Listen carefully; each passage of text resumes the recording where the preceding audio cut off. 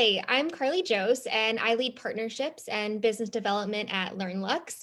I'm joined today by Sam Meraj, the Senior Director of Quality, Safety, and Reporting at Walmart for our Liquid Assets interview series, where we have candid conversations about money and career. So, Sam, thank you so much for joining me today. Thank you so much, Carly. It's a pleasure to meet you. Yeah, great to meet you as well. And, since we call this liquid assets, I have to ask, are you drinking anything fun today? What's filling your cup? I am drinking some tea. Amazing. Yeah, You. it's pretty amazing. It's Indian tea and it's very aromatic and strong. Ooh, I love that. I love that. I have a little bit of chai tea myself, so love the smells and everything coming through. Great. Well, we have some exciting questions for you. So why don't we go ahead and get things started? Yes, please go ahead. Perfect. And so I'd love to kick this off with more of a fun icebreaker type question. Seeing that we're all working from home and everything, what is one unusual or interesting thing on your desk right now? Oh, I have it right here. Here is my dumbbell. Yes, I love that. Because one thing that I've learned in working from home, initial days when we were working from home, your mental and physical health kind of takes the back seat because you're so focused on work. And one thing that I learned was we can take better care of our customer when we are taking better care of ourselves. So between the meetings or whenever I get time, I like to work out a little bit.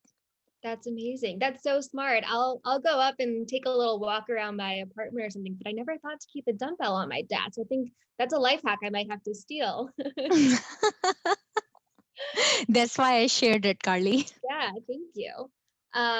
Amazing. Okay, so shifting gears a little bit into more of those money and career questions. People say that hindsight is everything. So I'd love to look backwards a little bit. And the question I have is if you could go back in time and meet with your 16-year-old self, what's one piece of financial guidance that you would share? I would tell my 16-year-old self to invest in myself. And that's a lesson that probably I have learned a little too late in my life. Like, I won't say too late, but it took me some time to get there, Mhm. because as women we tend to put our families before us, we tend to put our teams before us, we tend to put everybody else before us. But the way what investing in myself looks like is, it is important for my mental and physical well-being, and it is important for my career development, because if I have to take that course, I will. If I want to pursue certification, I will. If Mhm. I have to invest in a degree, I will.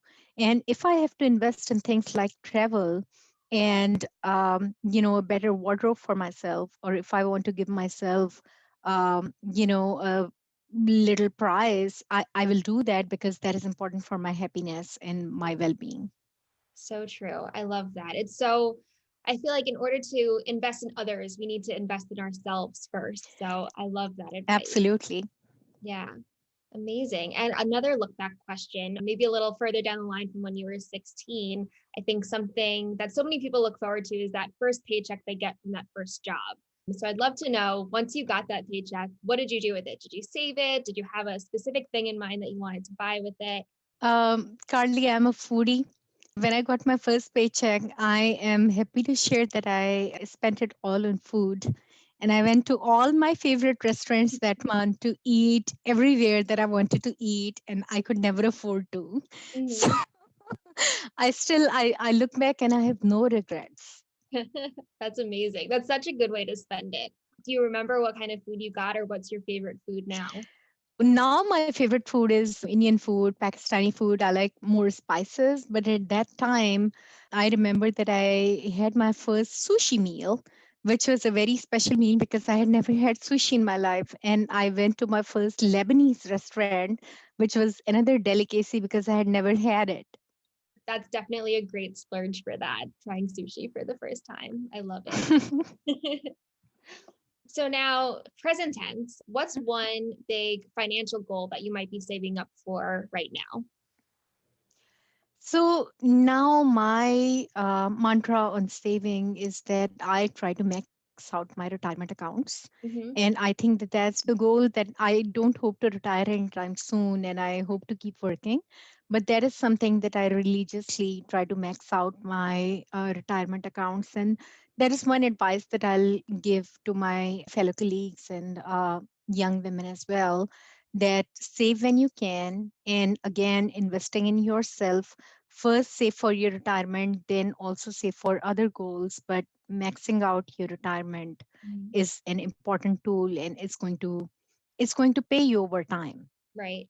That's a great way to think about it. And I think my next question follows up on that really well. I know you said you're not looking to retire anytime soon, but you have a dream retirement in mind of what you'd like to do once you have all of that free time.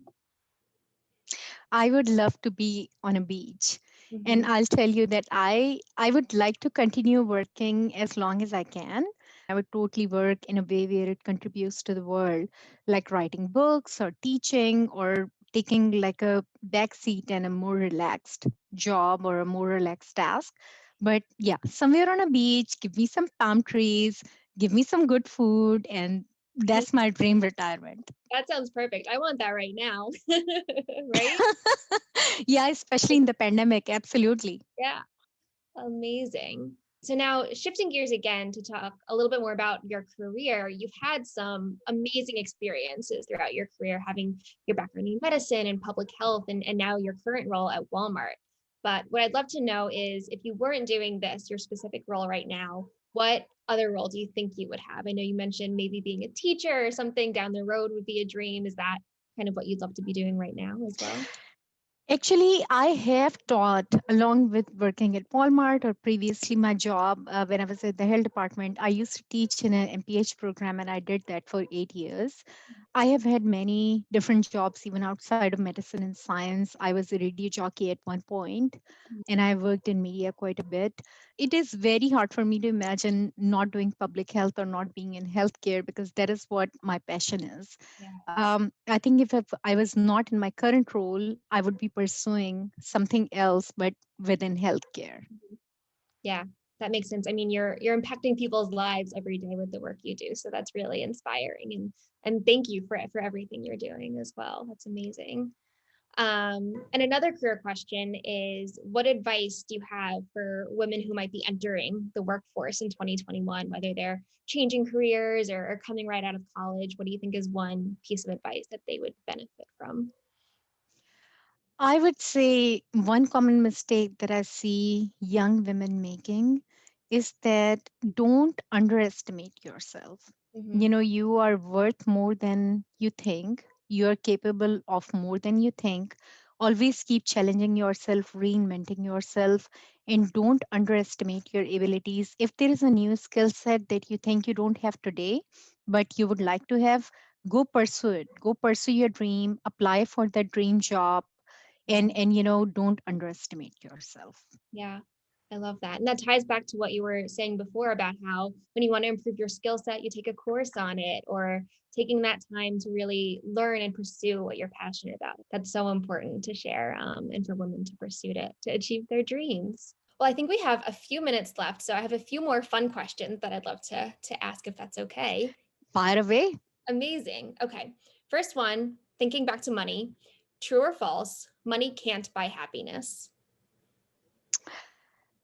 So money can buy happiness. It can't make you happy. It's not the sole factor that's going to make you happy. But it is easier to be happy with money than it is to be without money. Which is why I would say we always have to negotiate our salary. It's not all that you work for, but it is an important part of what Yeah. you work for.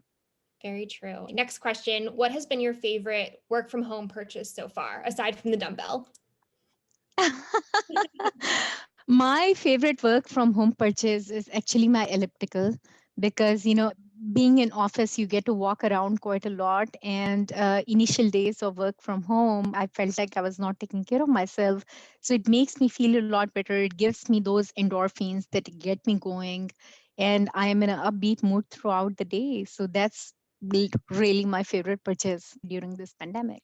I love that. I found the same thing when I started working from home. I had to force myself to wake up in the morning and do the same walk that I would do for my commute just to make sure I was getting that activity. But I like your Yeah. idea with the elliptical for the colder weather You especially. know, one other purchase that I would like to mention, I did buy my first puppy. Because I don't think of him as a thing, more like, a member of the family, but really that has brought a lot of excitement to my family. And I think that has been great as well. Oh, wow. That's really exciting. Okay, last question. In honor of International Women's Day and Women's History Month, who is one woman who has inspired you in your career? That's a very hard question. That is very hard for me to say, to pick out one woman that I would say has inspired me. But I'll tell you that I still read back on the story of Florence Nightingale. Mm-hmm. When I was a little girl and I used to think about healthcare, that was a story that I would read again and again and again because, the spirit of helping human beings, I think it impacted me at a deeper level. And I would say that that's one moment that impacted me at a very young age and brought me to the field where I am. Yeah, that's amazing. She's definitely a woman I think we can all look up to and admire. So I love that answer. Great. Well, those are all of the questions that I have. Thank you again, Sam, for allowing us to shine light on your amazing career, your amazing guidance for other women entering the workforce. I think you have some amazing insights and experiences that I love being able to highlight. Thank you so much, Cardi. It's a pleasure to speak with you. And thank you so much for the opportunity. Yeah, thank you as well. And everyone stay tuned for our next episode of Liquid Assets. We're excited to see you then.